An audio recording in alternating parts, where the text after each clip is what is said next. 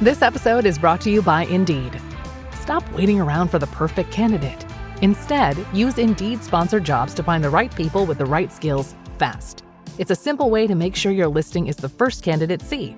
According to Indeed data, sponsored jobs have 4 times more applicants than non-sponsored jobs. So go build your dream team today with Indeed. Get a $75 sponsored job credit at Indeed.com/podcast. Terms and conditions apply. Hello everybody, it's Tyler with 3D Printing Basics. If you guys were interested in getting every single episode of this podcast, 3D Printing Basics, ad-free and a week early, and also getting exclusive perks such as exclusive episodes that only you can listen to and more, then subscribe on Patreon. My link will be down below. I would really appreciate it if you guys would consider supporting me. All the support I've already received has meant the world to me, so thank you guys so much. If not, no worries. Continue to consume these episodes for free, and I appreciate you listening regardless. So thank you guys very much for listening, and I hope you enjoyed today's episode. Hello, and welcome back to 3D Printing Basics. This is episode number 102, and in this week's episode, we are going to be talking about some common mistakes that beginners make when 3D printing that are messing up their prints, but they don't necessarily know. There are definitely a lot of reasons when your prints fail. There are different factors that play into things, different print settings that could be incorrect, different filament settings that could be incorrect. Your environment plays into it. There's so many different factors that often as a beginner, it's hard to kind of zero in on which one is exactly being the problem. And so in this week's episode, we're going to be going over some common ones that beginners like myself and like yourself, if you're watching, might not quite be in the know or have it be at the front of their mind that, oh, this could be a problem. And we're just going to go over them so that way you can kind of be aware of these issues when your prints start to fail, because no 3D printer is perfect. You definitely will have print failures. And if you're struggling to find a reason, then maybe one of these reasons could be the problem. So with that being said, yeah, let's just go ahead and get right into it. So the first and most common problem that I want to address is something that I struggled with for a long time, mostly because I didn't even realize I was doing it. And that's going to be touching the bed too much, the print bed that is, with your hands. Whether you have a glass print bed, whether you have the magnetic sheets, the PEI sheet, the PEX sheet, the cool plate, it doesn't matter what print surface you use. Usually you are going to be touching it in some way, shape, or form when you're trying to get the print off, whether you're messing with the 3D printer itself, or the most common thing is you're going to be removing the print from the print bed after it is finished printing.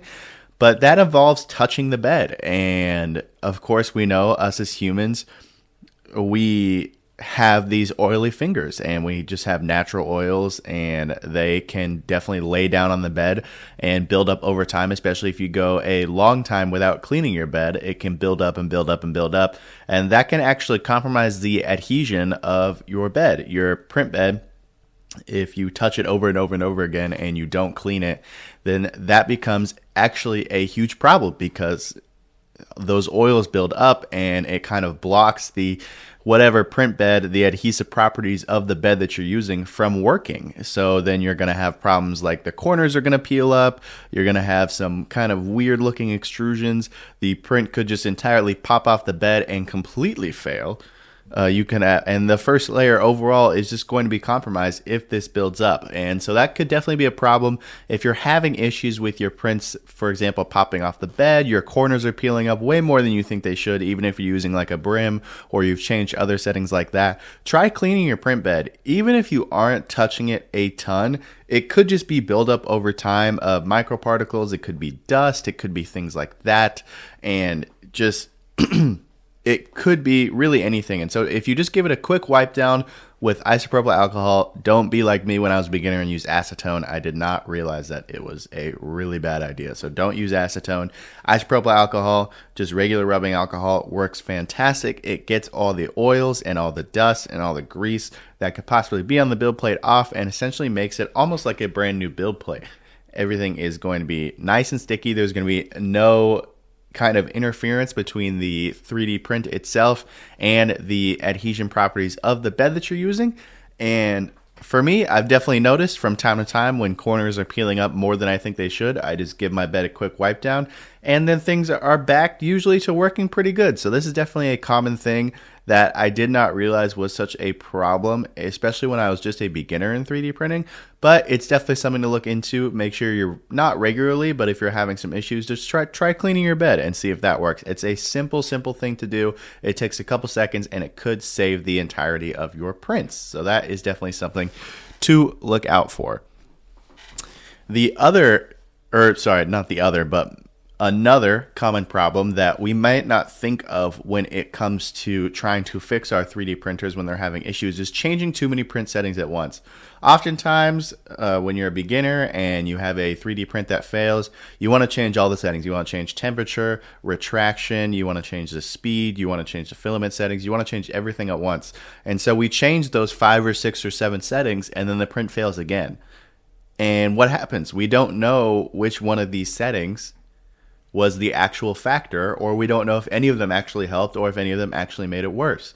So it's definitely important that if we're having some real issues with the 3D print, like we are not getting it good to save our life, and we've decided that changing some print settings is going to be the best way to kind of get around this and see if we can fix the problem.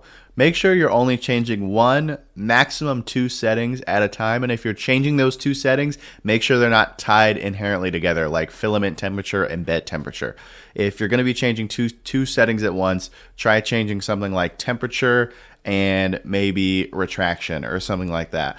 But I would definitely recommend just going with 1 setting at a time. That way it can help you really zero in on what the issue you're having with your 3D printer is. Because oftentimes if you're going to be changing print settings, then it's going to become a permanent thing for your 3D printer. You're going to keep that setting if you find out that it is causing the printer to print successfully. So definitely make sure that you are just changing 1 setting at a time. It's going to take more time than if you're changing a bunch of settings at once, but it will save you time in the long run because you will be able to completely zero in and figure out exactly which settings is going to help with what.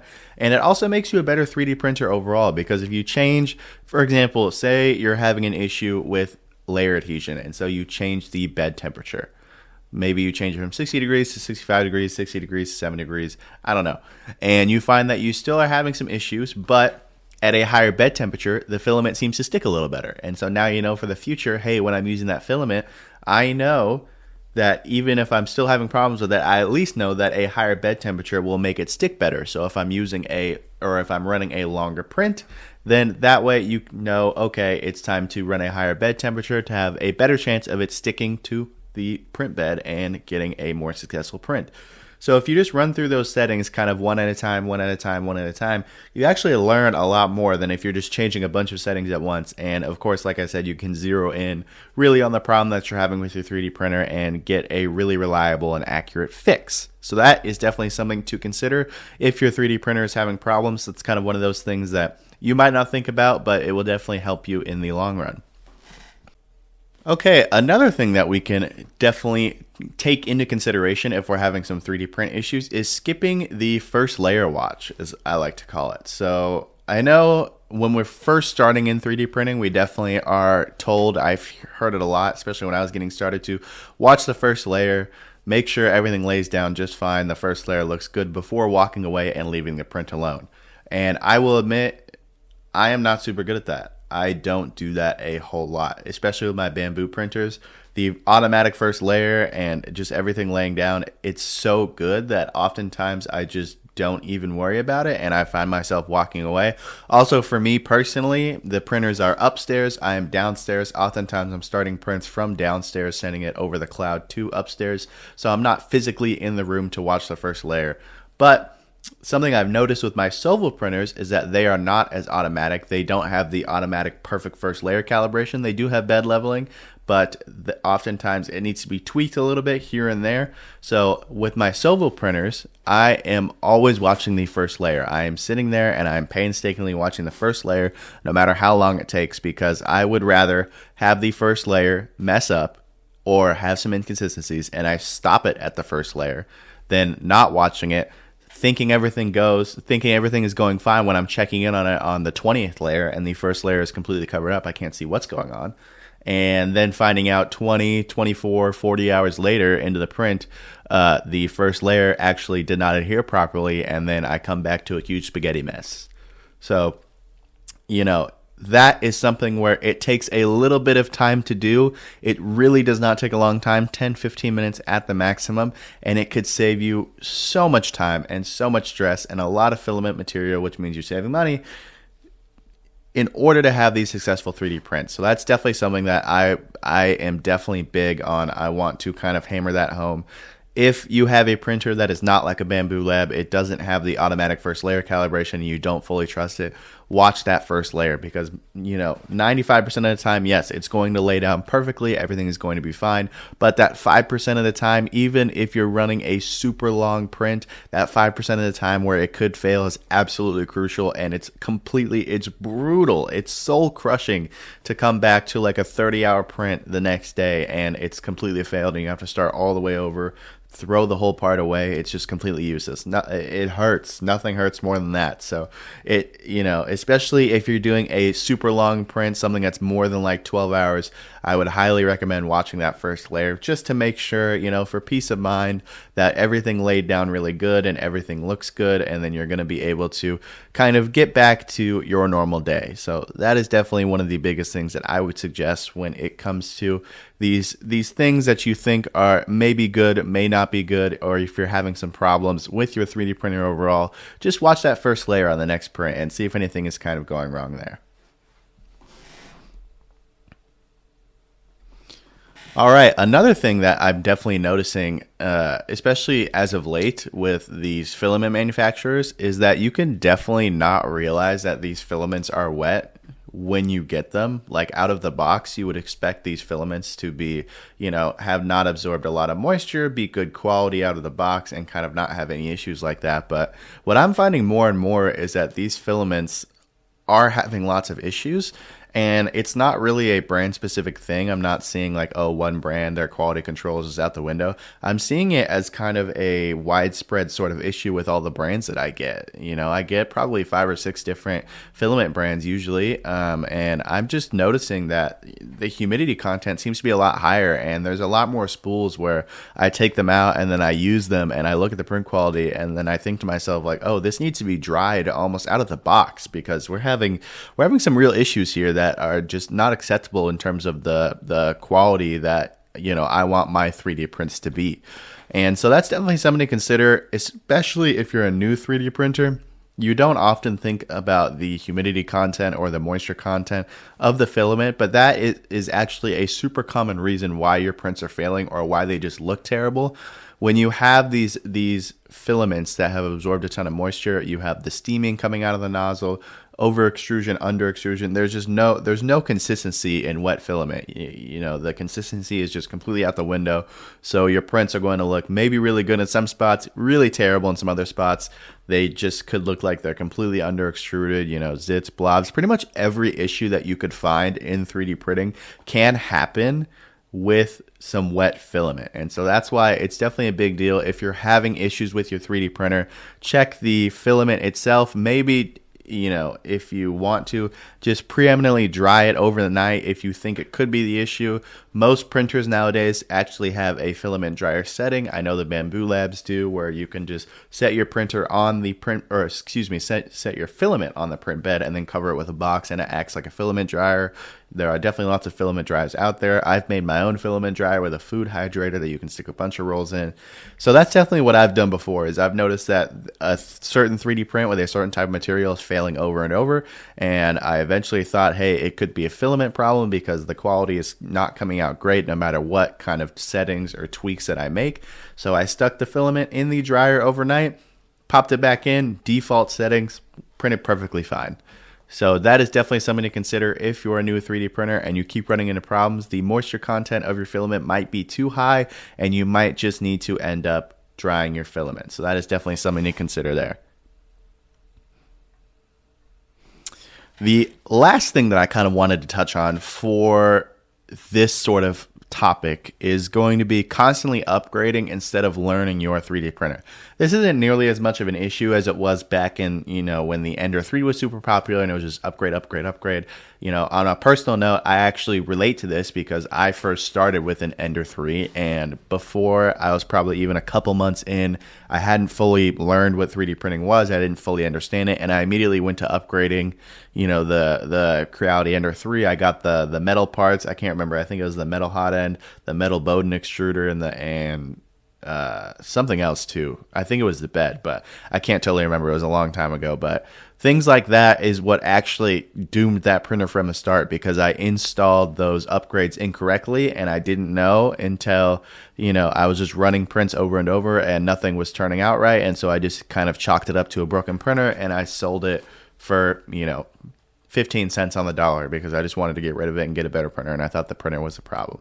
Now, of course, knowing everything I know now and looking back on that experience, what I should have done is use the printer as it was, completely stock, and really learn the ins and outs of it, kind of how it worked, what it likes to do, what it doesn't like to do, common print failures that it has, before just jumping right into the upgrades and trying to make it a better printer. Because in trying to make it a better printer, I actually made it a worse printer, and I never thought that the upgrades would be the reason that it was failing. And so it never crossed my mind that could be an issue, and I ended up getting rid of the printer because of it. So, that is definitely not a super common error anymore, or not something that is super common to come across unless you have something like an Ender 3.